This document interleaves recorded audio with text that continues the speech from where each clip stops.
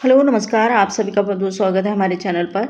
तो जैसा कि आप लोगों को ज्ञात होगा, आपके अपने चैनल के माध्यम से Hindi, TGT, PGT, net, JRF जैसी आदि एग्ज़ाम की तैयारी कराई जाती है। साथ ही विभिन्न प्रकार की प्रतियोगी परीक्षा के सामान्य हिंदी पाठ की तैयारी कराई जाती है। जो लोग चैनल पर नए हैं, चैनल को सब्सक्राइब जरूर करें, वीडियो अच्छा लगे लाइक शेयर जरूर करें, साथ में बेल आइकन प्रेस करें, जिससे कि मेरा जो भी नया वीडियो आए उसका नोटिफिकेशन सबसे पहले आप तक पहुँचे। तो फ्रेंड्स, आज हम हिंदी व्याकरण के महत्वपूर्ण प्रश्नों को लेकर आए हैं। उम्मीद करते हैं ये प्रश्न आप सभी के लिए बहुत ही उपयोगी साबित होंगे और महत्वपूर्ण होंगे आप सभी के लिए।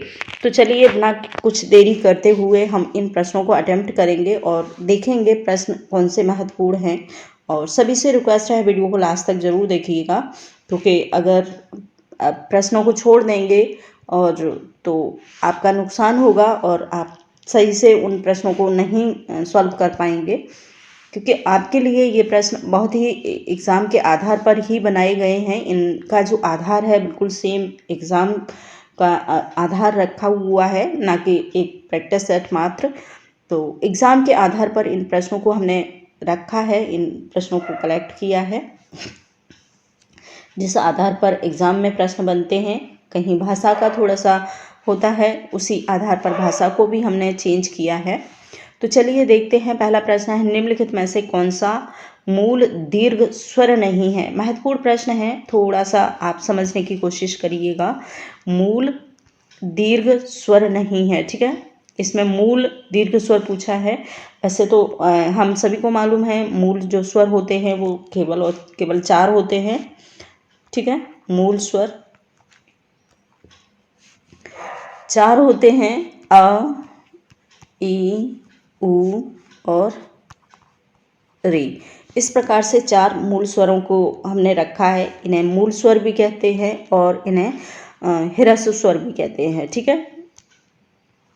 ह्रस्व स्वर इस आधार पर, लेकिन इसमें अलग प्रश्न है मूल दीर्घ स्वर नहीं है। इसके बाद जो प्रश्न बनता है अब इसमें दीर्घ स्वर कौन से हैं। हमारे हिंदी वर्णमाला में टोटल 11 स्वरों को रखा गया है, ठीक है। तो उन्हीं उसमें 4 जो हो जाते हैं हमारे, ये हो जाते हैं मूल स्वर या फिर ह्रस्व स्वर, बाकी हो जाते हैं दीर्घ स्वर, ठीक है। इसके साथ ही मूल स्वर उन स्वरों को कहा है इसमें जो संयुक्त स्वरों की श्रेणी में आते हैं, ठीक है। जैसे ओ, औ, ए और आए, ठीक है। ये 4 जो स्वर हैं वो मूल दीर्घ स्वर नहीं माने जाते हैं, ये संयुक्त स्वर माने जाते हैं। और इसी आधार पर इसका जो प्रश्न है, आंसर है वो है सी सही, ठीक है।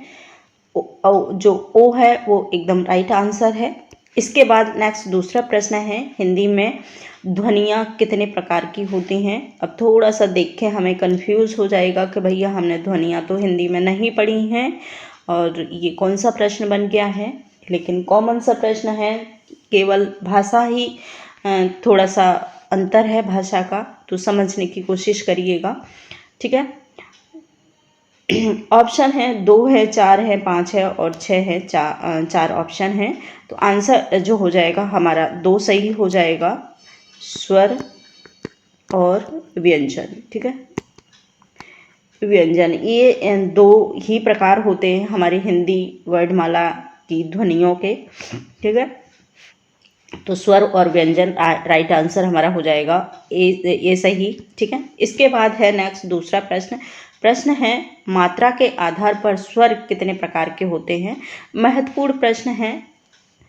मात्रा के आधार पर, वैसे तो मूल रूप से देखा जाए कि स्वरों को जो विभाजन है 2 भागों में हुआ है, 2 भागों में हुआ है। वो है मूल स्वर, सॉरी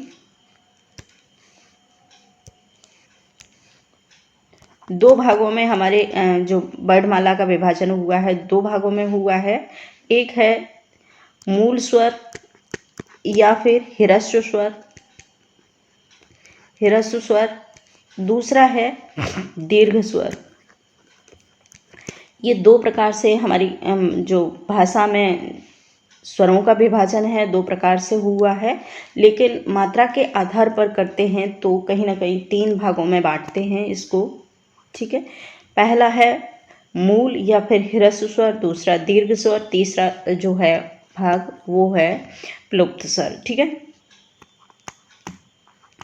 प्लुप्त स्वर।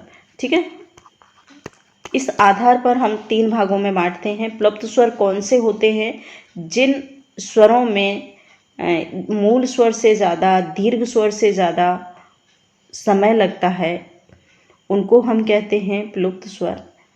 ठीक है, और जैसे ओम, उसमें थोड़ा सा हमें स्वर हमारा वही है, लेकिन जो समय है वो थोड़ा सा ज़्यादा लगता है, इसी आधार पर उन्हें प्लुप्त स्वर बोला गया है।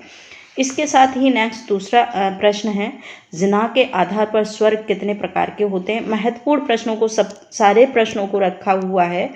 ऐसे प्रश्न हैं जो बहुत बार एग्ज़ाम में रिपीट हुए हैं और हमेशा रिपीट होते हैं। ठीक है, जिना के आधार पर, ठीक है, किस प्रकार से स्वरों का विभाजन हुआ है ये आप समझ लीजिएगा। ऑप्शन है 2 हैं, 3 हैं, 4 है और 6 है। 4 ऑप्शन हैं, तो आंसर जो हो जाएगा इसका हो जाएगा बी सही, यानी कि 3 सही है। ठीक है, तीन भागों में बांटा है जिना के आधार पर। जिना का मतलब होता है जीभ के आधार पर स्वरों का जो विभाजन है वो 3 प्रकार से होता है। पहला है अग्र स्वर, दूसरा है मध्य स्वर और तीसरा है पश्च स्वर। ठीक है, इस आधार पर हम जिना स्वरों का विभाजन किया है जिना के आधार पर, तो आप लोग समझिएगा। ठीक है, इसके बाद नेक्स्ट दूसरा प्रश्न है। अगर इस प्रश्न को समझाने बैठेंगे तो सारा का सारा टाइम जो है एक प्रश्न में ही निकल जाएगा, लेकिन अभी आप इतना ही समझिएगा। हमने एक वीडियो बनाया है जिसमें हमने जिना के आधार पर और कंठ के आधार पर सारे के सारे जो हमारे स्पर्श व्यंजन हैं, स्पर्श स्थान हैं, उनके आधार पर हमने स्वरों को और व्यंजनों का विभाजन किया है। तो कोशिश करिए आप उस वीडियो को ज़रूर देखेंगे तो सारी की सारी बातें आपको समझ आ जाएंगी। लेकिन यहाँ प्रश्न इतना ही समझिएगा कि जिना के आधार पर स्वरों का विभाजन 3 प्रकार से हुआ है, अग्र स्वर, मध्य स्वर और पश्च स्वर। ठीक है, इसके बाद नेक्स्ट दूसरा प्रश्न बनता है। प्रश्न है, एक से अधिक वर्डों के मेल को क्या कहते हैं? ठीक है, जहाँ पर एक से अधिक वर्ड मिलते हैं उन्हें क्या कहते हैं? अक्षर कहते हैं, स्वर कहते हैं, शब्द कहते हैं या फिर व्यंजन कहते हैं। तो आंसर जो हो जाएगा वो हो जाएगा डी सही, व्यंजन।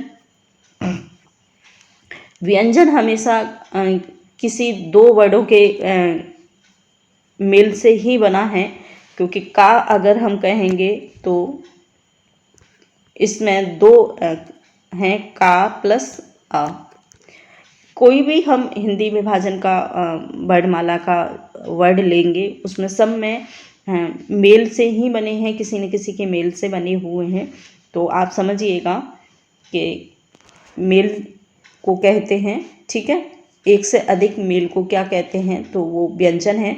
स्वर अपने आप में स्वतंत्र माने गए हैं, इन्होंने किसी की सहायता से नहीं बोले जाते हैं स्वर, और इन्हें स्वतंत्र रूप से अलग किया गया है।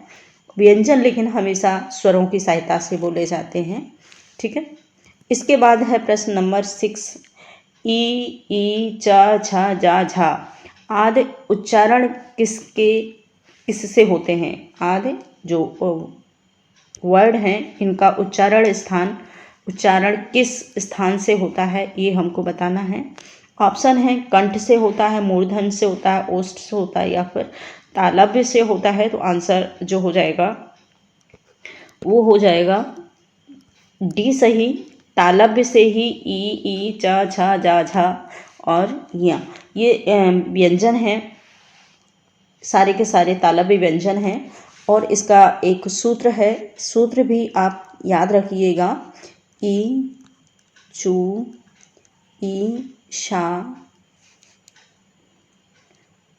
ईशा नाम तालव्य। ठीक है, तालु। ईचू ईसा नाम तालु।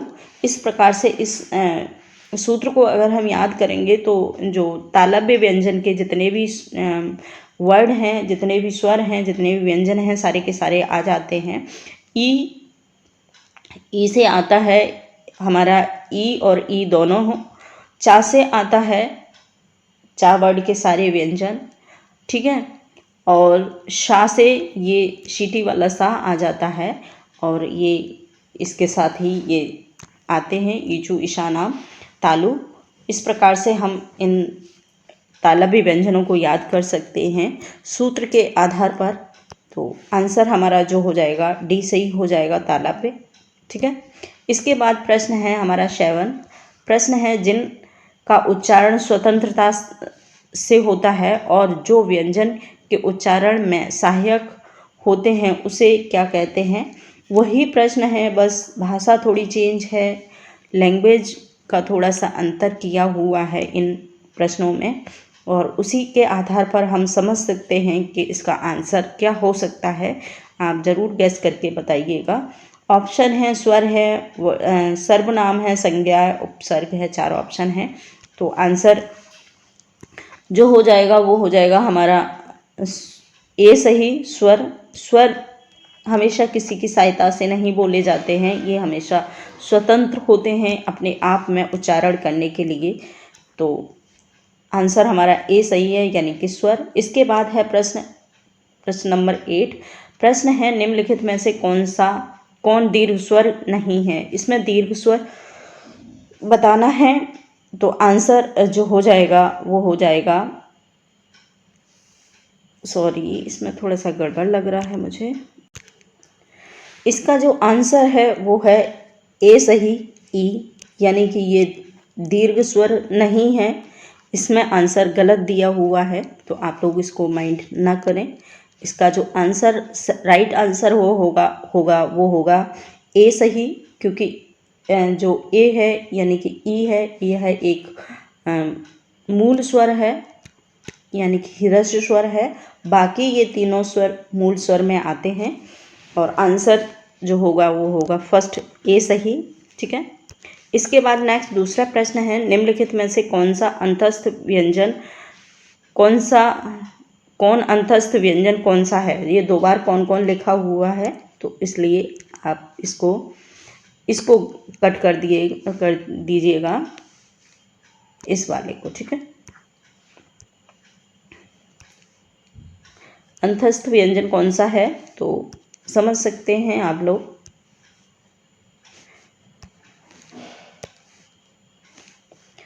ये वाला कट कर दीजिएगा। निम्नलिखित में से अंतस्थ व्यंजन कौन सा है। ऑप्शन है गा है, जा है, वा है और सा है। तो आंसर जो हो जाएगा वो हो जाएगा सी सही।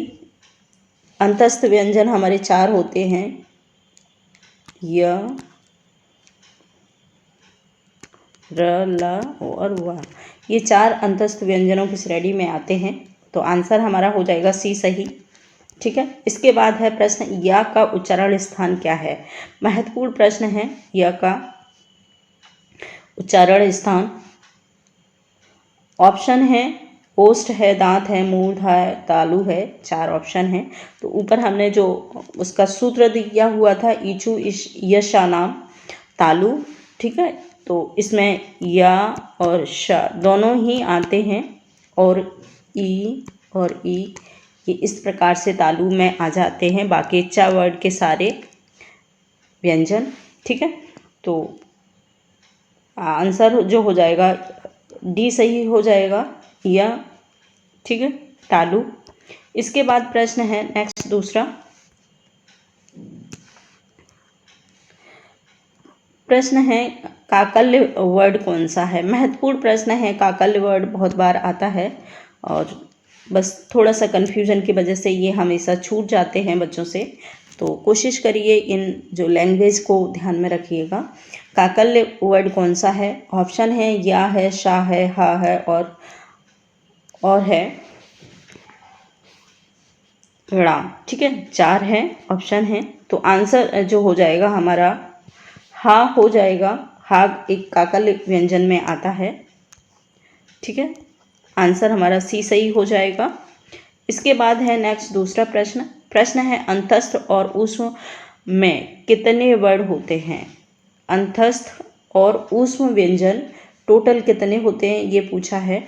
तो आंसर जो हो जाएगा वो हो जाएगा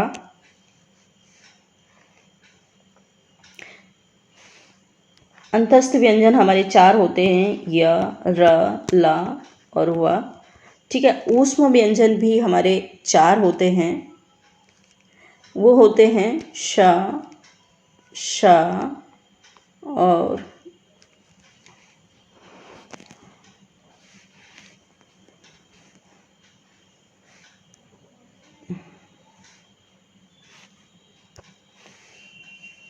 आंसर इसका जो हो जाएगा वो हो जाएगा सी सही, बी सही।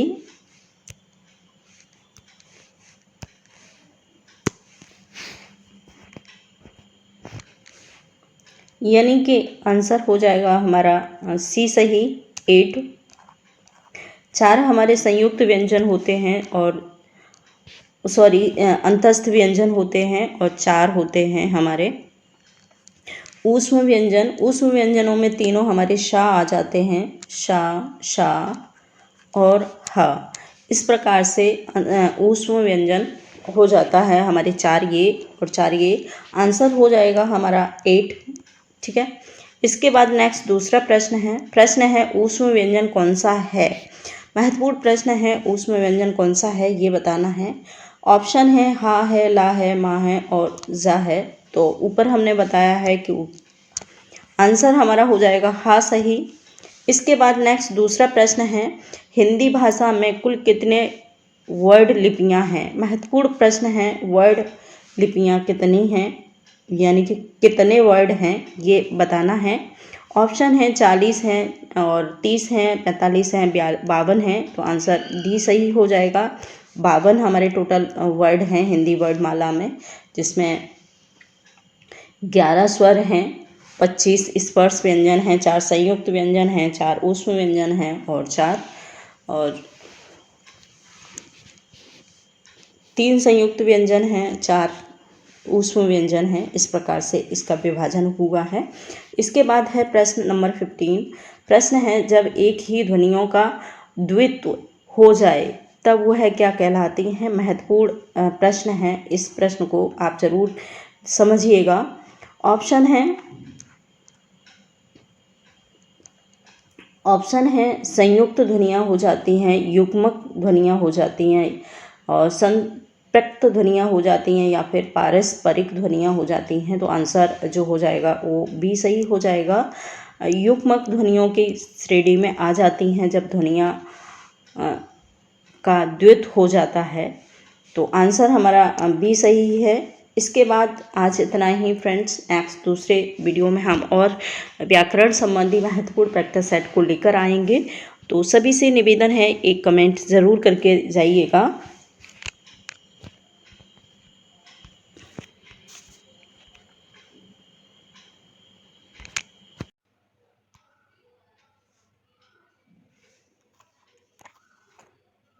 हेलो नमस्कार, आप सबका बहुत बहुत स्वागत है हमारे चैनल पर। तो जैसा कि आप लोगों को ज्ञात होगा, आपके अपने चैनल के माध्यम से Hindi TGT PGT net JRF जैसी आदि एग्जाम की तैयारी कराई जाती है। साथ ही विभिन्न प्रकार की प्रतियोगी परीक्षा के सामान्य हिंदी पाठ की तैयारी कराई जाती है। जो लोग चैनल पर नए हैं चैनल को सब्सक्राइब जरूर करें। वीडियो अच्छा लगेगा लाइक शेयर जरूर करें, साथ में बेल आइकन प्रेस करें जिससे कि मेरा जो भी नया वीडियो आए उसका नोटिफिकेशन सबसे पहले आप तक पहुंचे। तो आज हम हिंदी के महत्वपूर्ण प्रैक्टिस सेट लेकर आए हैं। उम्मीद करते हैं सभी के लिए उपयोगी होगा, चाहे वो कोई सा एग्ज़ाम अपना देने वाले हों, चाहे टीजीटी पीजीटी एवं सामान्य हिंदी का कोई भी प्रश्न पत्र हो, सभी के लिए उपयोगी है ये प्रैक्टिस सेट। तो उम्मीद करते हैं सभी के लिए ये उपयोगी है, सभी के लिए महत्वपूर्ण है। तो चलिए, और सभी से रिक्वेस्ट करते हैं वीडियो को लास्ट तक जरूर देखिए। वीडियो अच्छा लगे एक लाइक जरूर करा करें, साथ में एक कोई सा अपना कमेंट जरूर बताएं, स्कोर जरूर बताएं। तो चलिए देखते हैं। पहला प्रश्न है बच्चन बिहार आएगा तो मैं उसे गोली मार दूंगा, ये कथन किसका है? महत्वपूर्ण कथन है ये। ऑप्शन है बालकन शर्मा नवीन है, दिनकर हैं और रामरक्ष बेनीपुरी है, बनारसी दास चतुर्वेदी। 4 ऑप्शन हैं। तो आंसर जो हो जाएगा इसका हो जाएगा सी सही। बनारसी रामरक्ष बेनीपुरी के द्वारा ये महत्वपूर्ण कथन दिया गया है। इसके बाद है प्रश्न दूसरा। प्रश्न है किस प्रसिद्ध उपन्यास को कतिपय विद्वानों ने असंतोष का खटराग और महाऊब का उपन्यास की संज्ञा दी है। महत्वपूर्ण प्रश्नों को इसमें रखा है, कोई एरगैर प्रश्न नहीं इसमें रखे हैं, सारे के सारे प्रश्न छटे हुए प्रश्नों को ही इसमें कलेक्शन किया है। तो ऑप्शन है इसके कुरकुर स्वाहा है, राग दरबारी है, कितने पाकिस्तान है, जिंदगी नामा है, 4 ऑप्शन है। आंसर जो हो जाएगा बी सही हो जाएगा, बी सही हो जाएगा, यानी कि राग दरबारी। राग दरबारी श्रीलाल शुक्ल का महत्वपूर्ण उपन्यास है। श्रीलाल शुक्ल का महत्वपूर्ण उपन्यास रहा है। इसमें भारत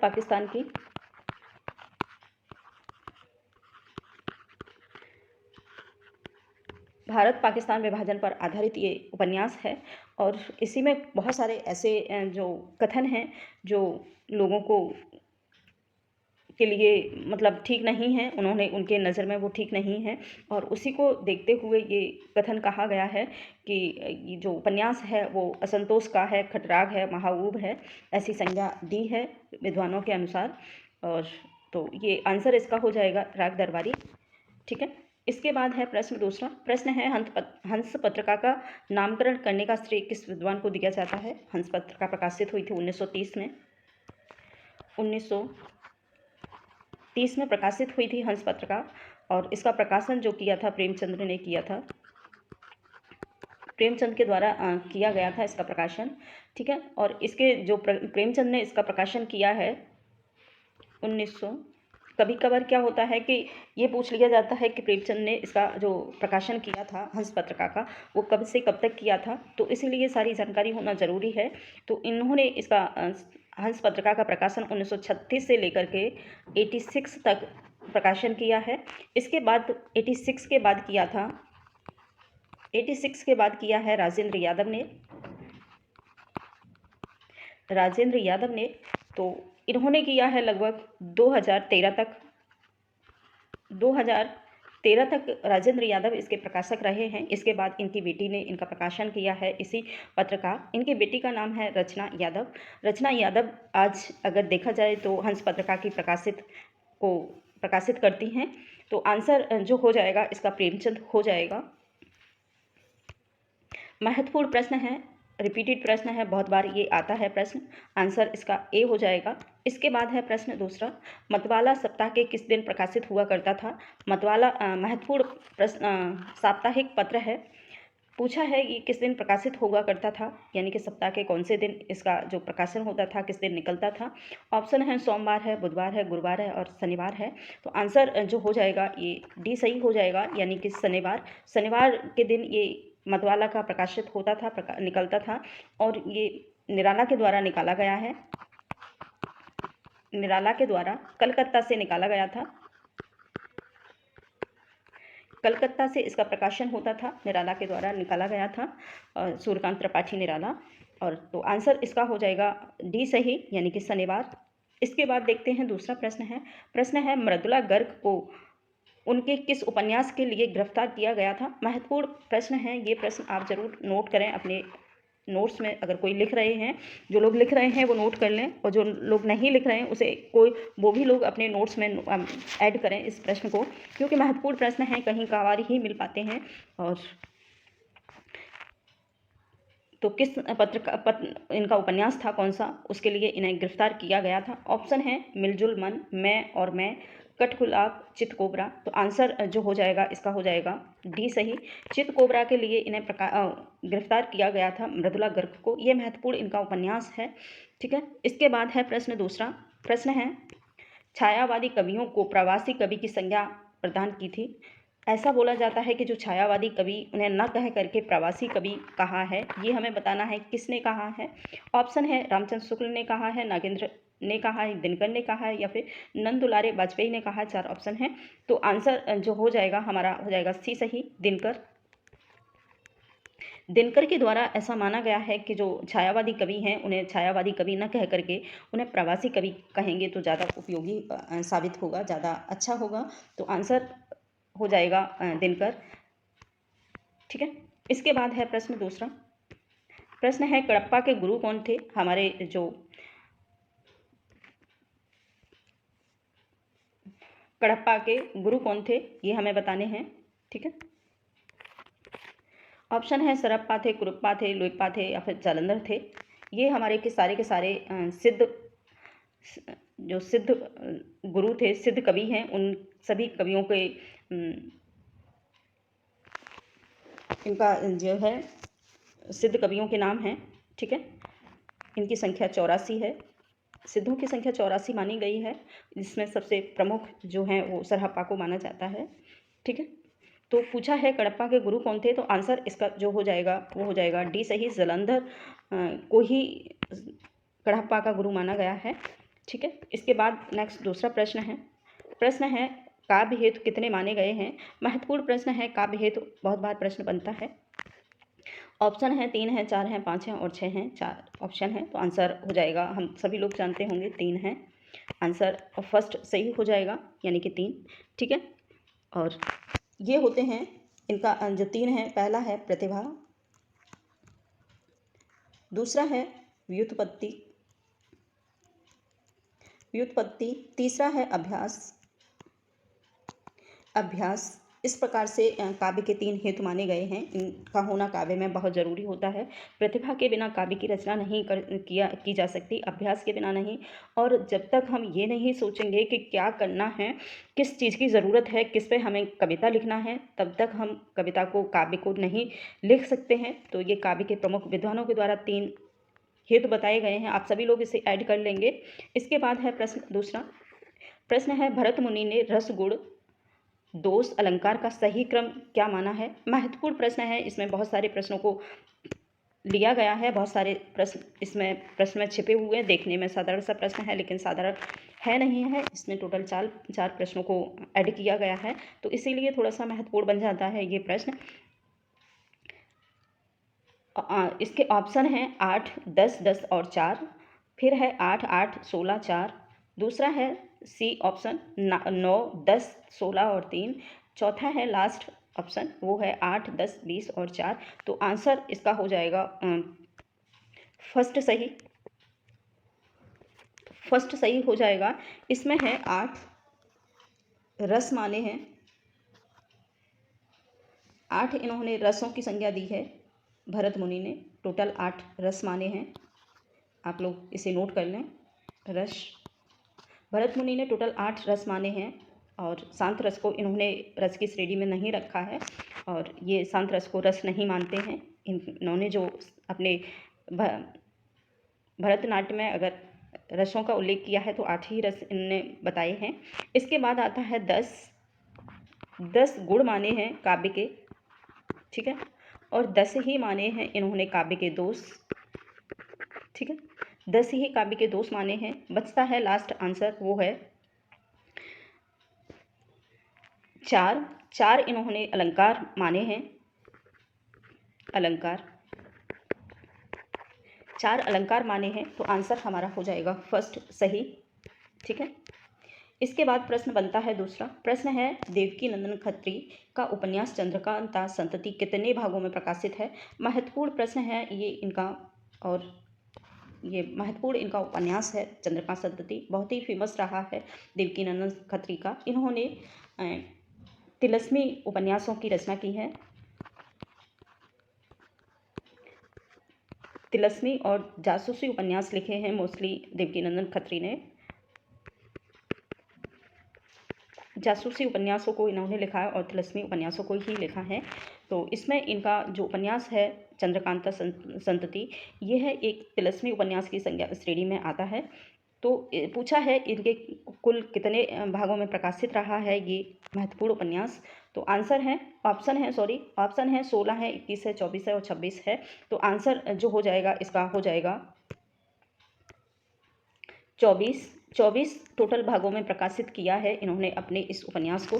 बहुत ही प्रसिद्ध रहा है इनका महत्वपूर्ण उपन्यास। इसके बाद है दूसरा प्रश्न है काव्य लक्षण का आरंभ होता है। महत्वपूर्ण प्रश्न है काव्य लक्षण का आरंभ होता है, ये किसके द्वारा कहा गया है। ऑप्शन है भामा से, या फिर मम्मट से, विश्वनाथ से, या फिर जगन्नाथ से। तो काव्य के जो लक्षणों का आरंभ माना जाता है वो भामा से माना जाता है।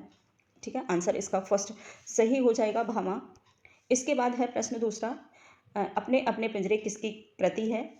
ठीक है, ये बहुत ही फेमस रचना है, आप लोग ज़रूर अपने नोट्स में ऐड कर लें इसको, इस प्रश्न को।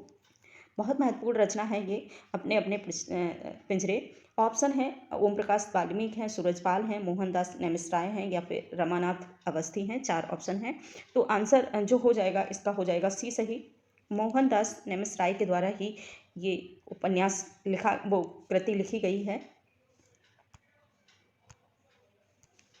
मोहनदास नेमिष राय यह एक दलित साहित्यकार हैं, साहित्यकार की श्रेणी में आते हैं। ठीक है, और ये सारे के सारे ही दलित साहित्यकार हैं, और दलित साहित्यकार कोई ना कोई एक प्रश्न जरूर बनता है दलित साहित्य से, तो इसीलिए सभी से निवेदन है इसको जरूर ऐड करें अपने नोट्स में, क्योंकि महत्वपूर्ण प्रश्न हैं ये, और इनकी रचना भी बहुत ही बार रिपीट हुई है, अपने अपने पिंजरे, तो ज़रूर इसको ऐड कर लें। इसके बाद है प्रश्न दूसरा। प्रश्न है बहुत उड़ लिए अंबर में, अब तो धरती पर उतरो। छायावाद की आलोचना में लिखी गई ये पंक्तियाँ किसकी हैं, ये बताना है।